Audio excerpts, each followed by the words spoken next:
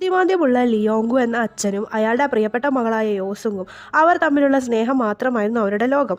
ഒരു ദിവസം ഒരു പെൺകുട്ടിയുടെ മരണവുമായി ബന്ധപ്പെട്ട് ലിയോങ്കു തെറ്റായി പ്രതിയാക്കപ്പെടുകയും ജയിലിലാവുകയും ചെയ്യുന്നു.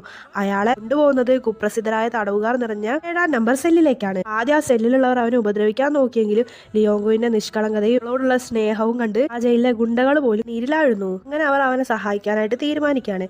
ജയിലിലെ മറ്റു തടവുകാർ അവളുടെ ജീവൻ തന്നെ പണയം വെച്ചിട്ട് യോസുങ്ങിനെ ജയിലിനുള്ളിൽ രഹസ്യമായിട്ട് എത്തിക്കാണ്. ജയിലിനുള്ളിൽ ആ കുഞ്ഞ് അച്ഛനെ കണ്ടുമുട്ടുന്ന ഒരു നിമിഷം സെല്ലിലെ അന്തരീക്ഷം തന്നെ മാറി പോവാണ്.